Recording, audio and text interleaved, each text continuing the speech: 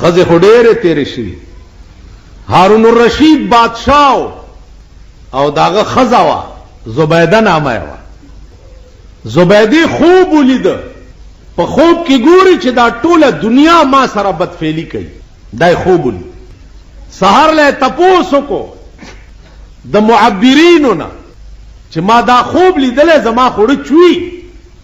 اغي ورته وې د دې خوب تعبیر داده چې الله بستا پلاس یو دسه کارو کی چې تر قیامت به ټوله دنیا ته फायदा اخلي. نو په مکه کې دا نهر زبیده جوړ کړ. د شام نه نهر د مکه خار تراوسته. اجیانو صاحبانو ته په پته ای چې د مکه په ټول خار کې نهر زبیده ګرځیدلې ده او دا سوري دی په ماشکیان داغه نو برالیو کورونو ته. دغه زبیده میړه ته اورځي وای بادشاہ ته خبرو کې ورته وای ته دوزخی. هارون الرشید خو بادشاہ چې خزه ورته وای دوزخی، نو بادشاہ ورته وای چې وا خزه کزه دوزخی منو ته په ما طلاق ہے. اوس طلاق ټکه مونږ څه پیژنو؟ نه دې پښتنو خزه ملا چرته بچ پاتې دي. ها خبره د پاس زب طلاقی سار روانم کور سره د روان دي دم رګیره ابل مرګی ته زب طلاقی کبه می پری خاو زب طلاقی م پدری کانو به طلاق صاحب ته پګیره دی اور لکه نو خاصه خبره کا وکړ اور نږدې شمال پتو په ولګي خزه خو د طلاق شو کور دی وران دی. ازما خزه د سیاسان نه د مولوی صاحب چې په طلاق شي اده سره وسته چل کې نو خپانه شي مونږ بیړی غر کده مونږ لا سب چرته. تاسو په ایمان وای چې خبره د پاسه درې کانی غورځه کنه، خبره د پاسه چې خزه په طلاق ساتم کنه، خبره د پاسه چې خزه را باندې خور او مور دا وکنه، د خور او مور دا سزا تاسو کا پدری کانی طلاقا پدری کانی طلاق دي چې وې دا خزه درنه داسي بیل شو چې ترسوی بل میړه نه کړي تا ته نه راوکی. نو زمون خزه لاسامي کمزې دي. اما سره طالب سبق وینو ما ته وی چې مولوی صاحب زمونږ د مشرانو کوم چرته کافر تیر شوی دی. مال ډېر خدای خبر چې کوم نسل کې مونږ مسلمانان شوي یو دا غند خورا روانو ول خدا زوس پوي شو مال ولې وې ما کې کله کله د خر رګ ټوپ وي نو ما چې دا چل څه دی او دا را کې هغه کافر رګ را روان دی. نو غزیزانو اټول په مونږ کې اټول په زمونږ خزي زمونږ اولاد زمونږ طرز معیشت ټول پلیت او مردار. بادشاہ اوس خزه ته وي خزه منډه کړه چې منډه کړه دروازه بند کړه. میړه ورته وی ولی چې تا مال طلاق را کړو او زما قتل تا ته حرام دی او ستا قتل ما ته حرام دی. راشي وګورئ مونږ سره په دې علاقه کې ډېر خلک اوسي درې طلاق ورکړي دي او بیا دې بل مسالې ته جوړ نه نو خزه راولې غلا نو په خزه عزت وکا کولما چې مولوی صاحب هغه پلاني ځای کې هغه شیخ غوندې نو ال تلارم او غسر می نکاح تړلو بیا هغه طلاق کړم او زرالم اوس می ته خپل میړه تراواکا زید وکا کول. یو ورځ را بل مال خور داس چل دے چې ما خپل چاته نکاح کړی نه او په ډولای کې منی ور کینول نو منم نه زبدي ور نکاح کوم. وی هغه تیلیانو مالک کابل مولا چې دی هغه می نکاح مال د کابل مولا کابل کې نکاح تړلې شي دا د پاکستان د مولا کار دی زید وکا کول. دا زمون ملک دی دا زمون سړی هغه شیو نشو داغه نه پستم داغه سړی څلور بچی اته ورځو کې مې یو بچی ولیدو یو بنگالی نه ته د لاس د کرخو کې ما یو شیز دا کړو چې آرامي ولالي دا کرخه ا بنگالی ماته چې دا کرخه داسي دا سړی آرامي او چې دا داسي نو دا لالي دا غالک په مخراغه لاس مې ولاو کته چومې کته دا بنگالی خبره رښتیا و ما دا واقعي آرامي دي ځکه چې بي نکاح شوه ازنه چې عثمان زنه رسته تاسو راشي چې زمونږ لاس وګوره آرام کینه حلالي او آرامي په قیامت کې پته لګي. تاسو پوه شئ قیامت کې بار ار سړی تا د مور په نوم आवाज کی د پلار په نوم باندې کی او د پلانې خزه زویا ځکه چې پلانه خزه یقیني ده چې ته زوی او پلار چې ده یقیني نه کې دې شي چې زمونږ مور خیانت کړي. تاسو پوه شئ دا چاته علی الیقین معلومه ده چې زه صحیح د خپل پلار زوی زمونږ مور انسان کې دې شي خیانت کړي نو الله به په قیامت کې زمونږ حیا ساتي نو پلار خو زمونږ چونکې دا بنی د بل په نوم به نو په قیامت کې به سړی رسوا شي نو د مور په نوم به ورته آواز کوي چې د رسوایۍ نه بچ. تاسو خیال راکړئ. عرض میں داو چې زبیدی ور بند کو چې زما کته تا ته حرام دي او ستا ما ته حرام دي. بس هغه نه بعد بادشاہ حیران چوس بس کی. امام شافعی رحمت الله علیه نوے ځوان شوی نوے عالم شوی بادشاہ ورغه تپوس یو کو چې صاحب دا مسله پیښه شوه هغه دا مسله مال راضی یا حلال او یا حرام را شکینه. بادشاہ ورته وای صاحب ورته نه دسی چرته کی ته پتخ ناشته او زلان دیما او پختنه د دین د مسلې کې تخت نراکوشه ته په دې زمکه کېنا او زب په دې تخت کېنم بیا تاسو کو زب درته جواب درک. هارون الرشید را پاسې د تخت نراغه پسمکه کېناست او امام شافعی لاړو په تخت کېناست.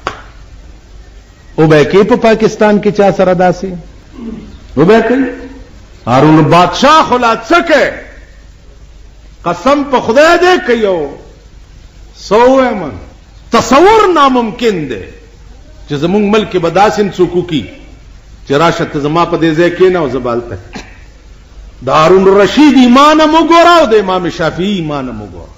امام شافعی په تخت کې ناستو ورته بادشاہ او پاس اودرېګا وای اوس تپوس کا وې دغه سي چل شي خزرا تداب ویلو دوزخی او مال کزه دوزخیم ته په ما طلاق ہے او زما دوزخی او جنتی څه پته بلګي چې زه دوزخیم که جنتی ما او دا پچا چاته لګي څو مونږ به دوزخ ته ځو که جنت ته ځو. امام شافعی رحمت الله علیه ورته ودا مسله مال راځي 300 کرته د سر نواله تر اخره پورې په ټول قران نظر واچول 300 کرته ځکه چې ته ټول قران یادو نو د الحمدلله تر والناس پورې بداسي په تلو راتلو بیا په تمام ذخیره حدیث د رسول الله چې په عمر کې دي چرتا د خدای د یاري جړلې دي په عمر کې هارون الرشید ورته په خدای مې دي قسمی چې زه ارش په نیمش پکې را پاسم او خدای ته چې په سجده پروت مو جاړم نو چې مخ روچت کم لاندې د اوخو د وبو ډند ولاړ ارش په. امام شافعی ورته مبارک شه د پیغمبر حدیث میں پیدا کو چې د کم سترګې نه اوخه دومره روزي چې د مخ ته راشي د مخ قدرتا بد سترګې نه راتوي شي د مخ ته راشي یوخه نو په قیامت کې به رسول الله وی چې دا سړی خدای دوزخ ته نه پری او په دې سترګې به عمر له دوزخ حرام. نو د پیغمبر د دې حدیث مطابق ما فتوا درکړه چې ورشه پتا خزا طلاق نه ده ځکه چې ته جنتی. تاسو خیال راکړئ علم هم داو تقوام داو او جرأت او ایمان هم داو. قاضی ابو یوسف د امام ابو حنیفه شاگرد دی قاضی دی د بادشاہ تنخوالی راغه بادشاہ ورته مسله په خدا جامعت فی نهار رمضان دروجه میاشتاو غلطی را نه وشوه روزه مې وخوړه.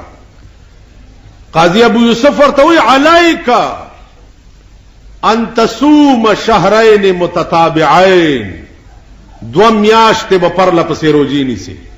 هغه ورته بارک الله فی علمک بارک الله لاړو چالاړو. نور قاضیان ورته وی چې صاحب ته خو خطا شوې په کفاره کې خو ترتیب دی اول مریا آزادول دي کمریا نه بیا 2 میاشتې روزي دي کاغه نه بیا شپېتو مسکینانو له 2 ټیمه روټای ده. نو تا د مرئی خبره ورته نه کو، د روجو دی ورته. قاضی ابو یوسف ورتل تاسو پوهیږئ نه قمقل یې، اخو بادشاہ دې زرګونه مریونه دی ور سره. که اوس مې ورته ویلې چې مرایا آزاد کا، نو په ټولو روجو کې یو نه نیوه، بس هره ورځ به مرایا آزادولو، بس چې څه خوښه وا به کول. نه، دله داسې فتوا ورکړه چې د ملا ډوکي ودړدېږي، چې د ده یادي چې بیا په روجه کې روجه په قصد نه خوري.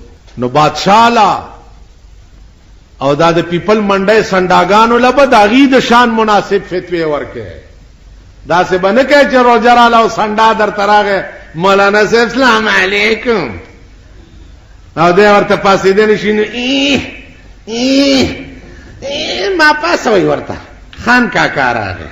نو خان کاکا ته چې را پاسوئ ورته جی ډاکټر ما ته کډنی ټربل دی روجه، او بالکل چونه نیسي. نه نه نه، تکلیف مالا یطاق په اسلام کې چرته دی، او بالکل وخورئ جی، بیا چې دغه شي که خیري بیا دې ونیسئ په جمي کې. وی جی که مړ شم، که مړ شوي د اسقاط مات شي، دا د دې روجو کفاره ده، دا دومره خبره نه ده. انا لله. مونږ داسې کړي.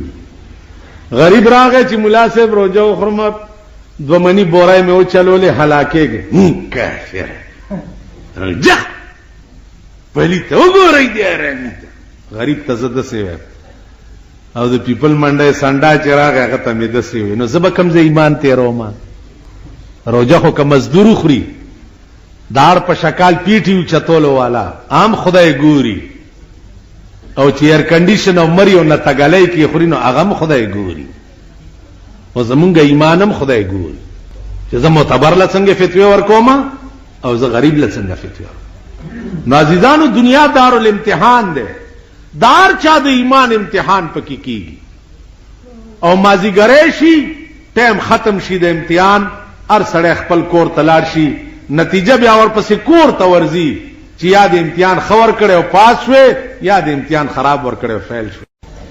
عزیزانو څنګه چې منځ فرض ده، روجا فرض ده، حج فرض ده، کلمه ویل دا فرض دي، دغه سي زکات چې کوم ده دا هم فرض او په هغه چا باندې چې هغه صاحب د نصاب نه، صاحب د نصاب نه بیا پاغه زکات فرض نه ده. په دې پنځو ارکانو د اسلام کې درې عام دي او دوه خاص دي.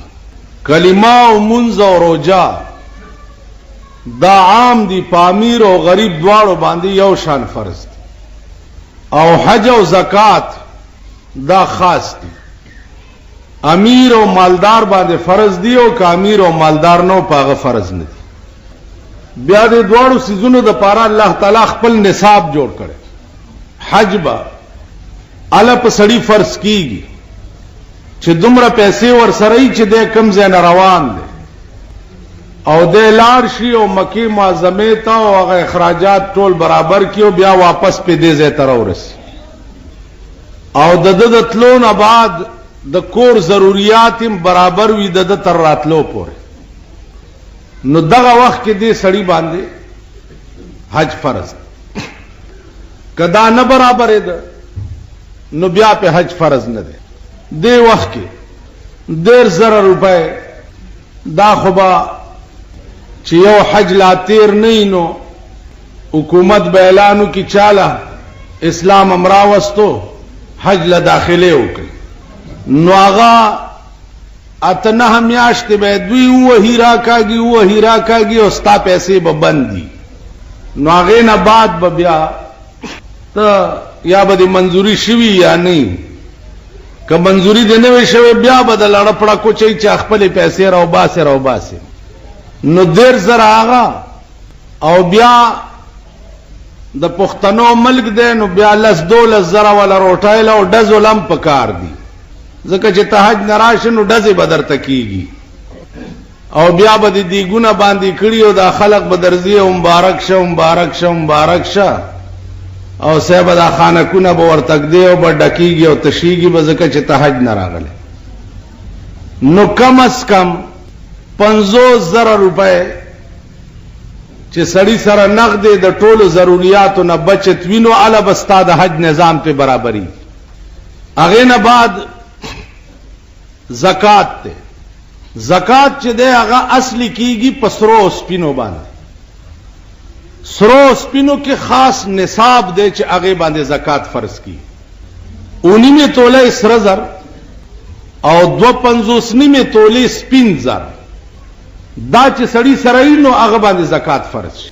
یا د 2.50 تولو سپین زرو قیمت ور سره دا بیا تاسو زرګر نه تاسو کوي چې دی وخت کې 2.50 توله سپین زر د 100 روپو جوړي 14-1500 به جوړيږي غالبا. دغه پیسې چې سړی سره د کال په ابتدا کې د تمام ضرورتونو نه بچت پرتی وي او کال په تیر شي نو دې کې بده بیا 2.5 روپے سیکړه ورکړي. عزیزانو اوس کتا سو خیالو کوي حکومت یو نظام رئیس دی د زکات او ډېر خلکو له ورکړي. د خلکو په کې هم نسته غوسه شوي او بس همړه کار برابر دی. دغه زکات باندې سوچو کوي. ما تننم یو سړی وي چې زکات مولانا سے مونږ نه چونکی حکومت کټکای نو د دې وجنه مونږ نور چاله زکات ورکول پریخي. اوس په دې سوچو کوي چې دا زکات حکومت چې بینکونو نه کټکای دا څه شی دی؟ آیا په صاحب د مال چې کم دی داغه غاړه په دې کټکولو ادا کیږي او کنه د باقیدار پاتې شو؟ عزیزانو حکومت 2.5 روپے سلو پسې نه کټ کوي.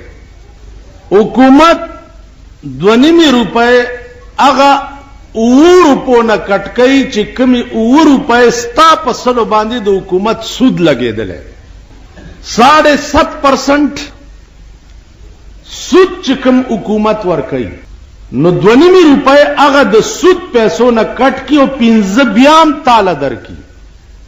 نو ستا اصل مال چې کوم 100 روپے دی هغه باقی پاتې دی او 15 پلا نورم منافع رااله. نو د هغه سلو نه زکات نه دی وته. ستا د سلو زکات به ال کیږي چې میا کال تیر شي او ستا کوم 100 روپے پرتی دی او دینه 2.5 راو باس.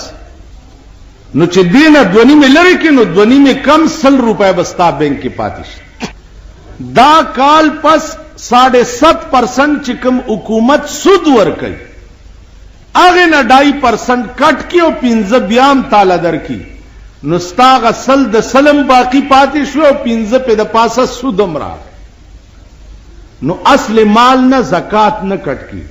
عزیزانو بیا کتا سو خیال وکړي کوم خلکو چې په بینک کې په سود روپۍ خي یعنی سیوینګ اکاؤنٹونو کی خي یا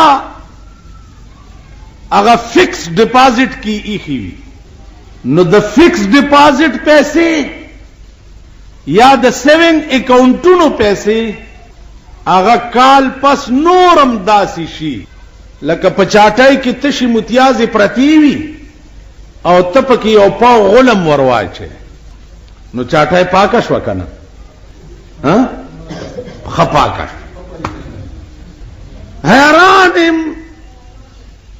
حیران په خدای باور وکړي چې زما خو ار ورځ نوې تجربه کی نوې خو مونږ سره جخت بینک کم ده نو التا مدا تجربم کیږي چې لوی نیکان لوی منزگزار لوی اجیان لوی وظیفو والا داغي پیسې په دې بینک کې فکس ډیپازټونو کې پرتی. نو چې ورځ تیریږي نو صاحب د دې خلکو نم داړه نور بدی چې بیړه دې غر کاشه ته خو ما ډیر نیک ګڼلې سو کوم دی وای درې سلور لک روپے ور سره سره وي دغه کې می خېدي دا درې سلور زر روپے راځي شو گزاره مزاره پکوم اوس بسکه او زیب کم خوا دلته دوی ورته بل نظام رئیس ته ده بلا سود بینکاری. بلا سود بینکاری بیا داسې شی دی لکه چې خرې له بنارسی ور په سر کې. اوس هغه باریک دغه درته ځکه چې تاسو پوهېږئ نه، خو بلا سود بینکاری داسې شی دی لکه خرې له بنارسی ور په سر کې، نو په بنارسی باندې خره نه ناوي کېږي. یا عزیزانو، کم شی چې خدای حرام کړی دی هغه به په ایس هیله باندې حلالېږي نه، هغه حکم دی او قطعي حکم دی چې دا به تر قیامته پورې حرام. وحل الله البيع وحرم الربا. ربا به حرام. د قرآن کریم د دې تفسیر تاسو وګورئ چې ربا سود دی او د سود څه تعریف.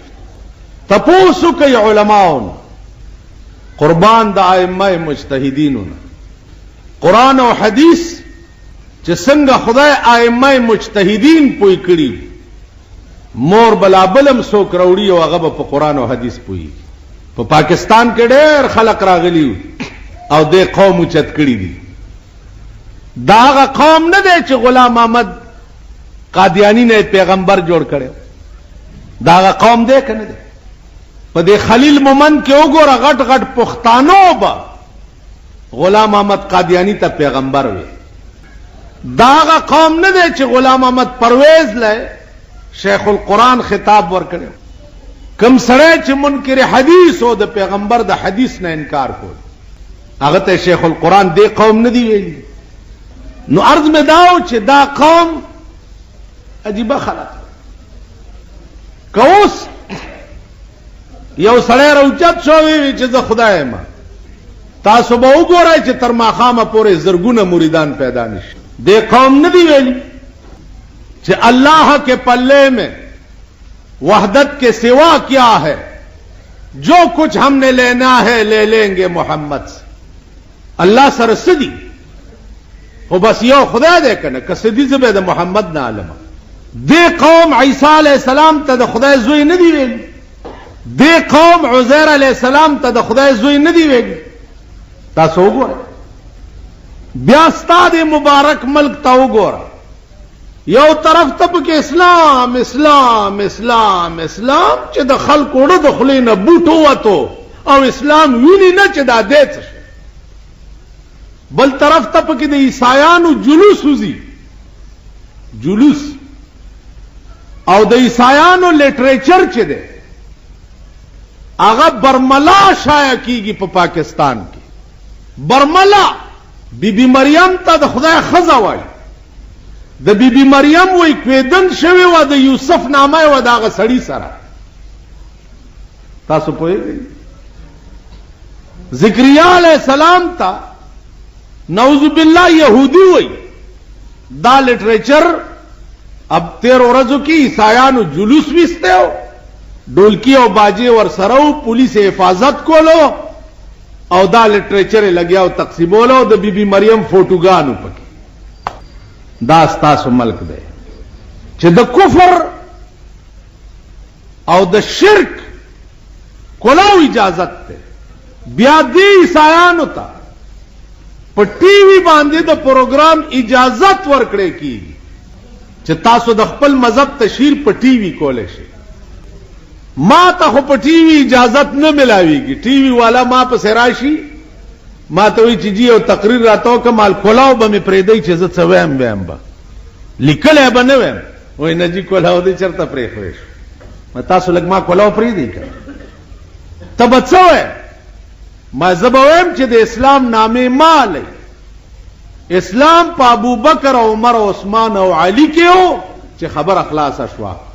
تاسو د اسلام نامې علی نه نه نه نننه جنگ د لاهور وګورئ، داغه د منس کتاب وګورئ، پکې هغه خزه وغه جنکای وګورئ او دا کتابونه او دا اخبارونه تاسو کورونو تمړی.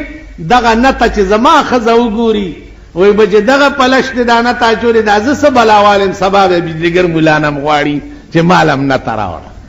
نن نه هر جمعه دا مبارک ورځ په پاکستان کې هر سحر چې تاسو را پاسئ نو د ملک د ډمو په مخ باندې تاسو مخونه لګي، د ډمو په مخ. نو تاسو چې سحر سبا د ډمو مخ وګورئ نو تاسو له بخا ورځ خدای چرته کوي. سحر چې سړی را پاسي خو چرته د ښه مخ لیدو کوشش کوي کنه، چرته د پاک او د بزرګ او د نیک مخ لیدو کوشش کوي کنه. ستاسو سحر مخ د ډمې په مخ ولګي او بیا خزي او لوڼه دي اومم دغه لعنت وګوري نو سبا دې هغه نخري لوڼم غواړي او هغه نخري دې بیا خزم کیږي بچا.